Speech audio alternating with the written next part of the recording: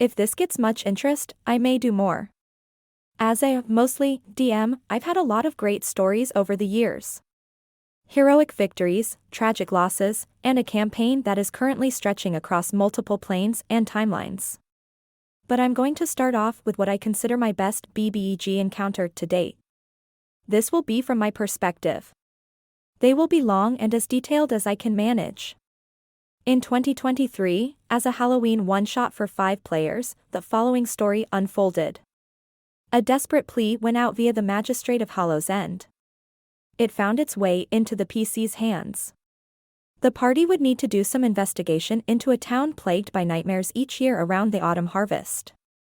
People would go missing, livestock would go wild, and the dead would walk the streets. All when the full moon rose.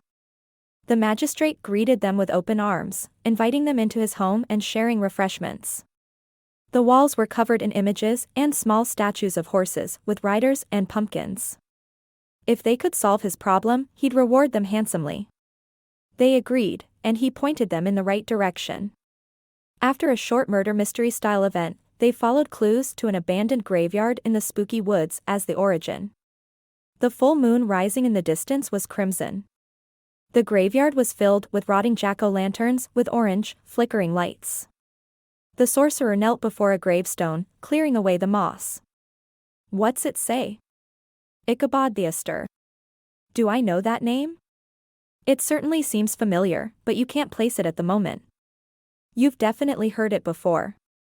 A cryptic figure scrabbled maniacally on the lone mausoleum's door. The players approached cautiously and found he'd ground his fingers to nub scrawling sigils and signs on the door. Utter gibberish, but clearly occult and insane. While the cleric tended his fingers, he chuckled and whispered. And you lot are the final piece. All he needs is a new, stronger head, and now he has his pick of the litter. The mausoleum door shuddered as green light spilled from beneath the door. The characters backed away. A horse neighed from beyond the veil of death as a headless figure wielding a scythe crashed through the doors, taking a swipe at everyone, killing the maniac in a gout of blood. In the center of the graveyard, he pulled a jack-o'-lantern, green and flaming, from his coat and placed it on his shoulders, then roared with eerie laughter. Roll for initiative. The paladin pumped out a smite, but it wasn't as effective as expected. This is unhallowed ground, holy man. Your god can't hear you here. The horseman sneered. Combat commenced. The party did party things while the horseman threw a seemingly endless supply of flaming heads while making sweeping attacks with his scythe. The PCs were doing surprisingly well. At 75% the horseman cackled. If I'm to have one of your heads, I should get to know them first. Open your mind to me. Everyone roll a wisdom save.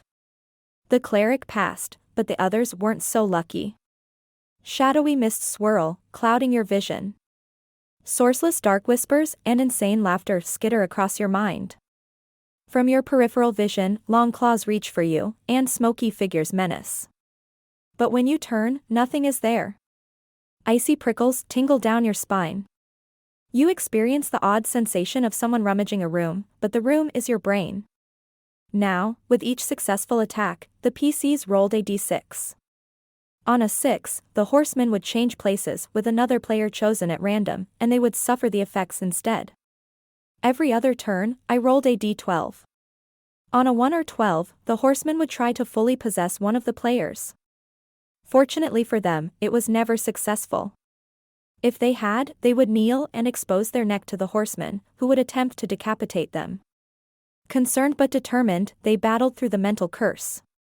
They couldn't fully unload because there was a chance they'd just drop one of their friends. A few rounds passed. Obviously bloodied, 50%, the horseman made one final scythe attack before rushing back to the center of the graveyard.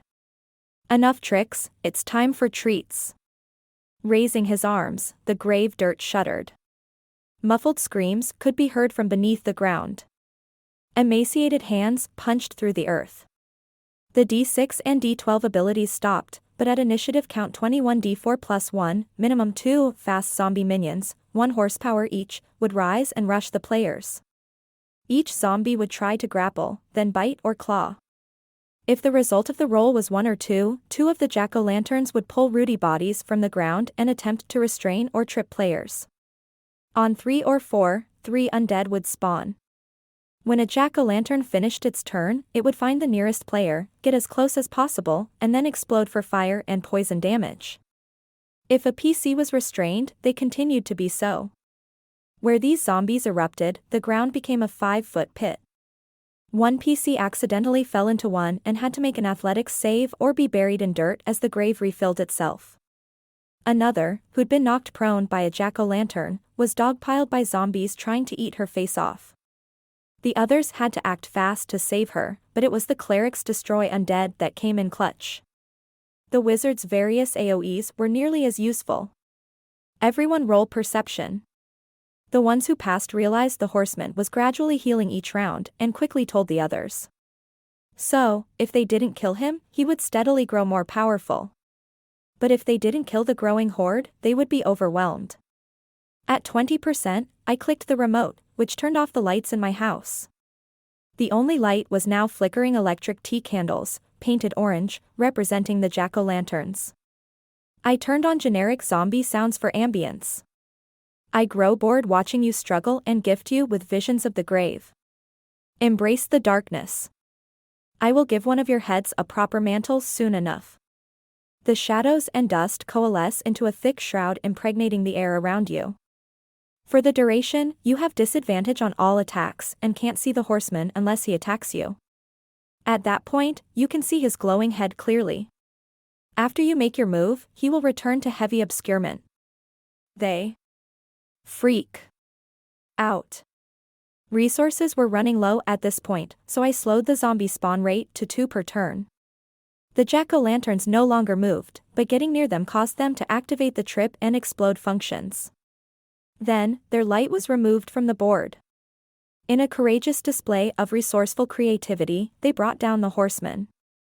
My God has seen through your little tricks and judged you unworthy of life. Be gone, fiend, and leave this village in peace. With the final blow, the paladin's radiantly glowing polearm crushed his pumpkin head and shattered the skeletal figure beneath. Where they stood, the dead crumpled to the ground, blowing away as dust in the wind. The remaining jack-o'-lanterns seemed to fade from existence. As sunrise broke the horizon, the missing villagers stumbled from within the mausoleum. Victoriously, the party escorted them back to the eager arms of their loved ones. A feast would be held in their honor. The sorcerer wanted his cut of the reward, but the magistrate was nowhere to be found. In fact, where his splendid mansion had once been now stood only a dilapidated husk of a building. What the hell happened here? Just a few hours ago, this place was damn near a palace. He asked a villager. She shook her head. No, sir. I don't mean to be rude, especially with you saving us and all. But no one has lived there since old magistrate Ichabod the Aster died, and that's been damn near a century now.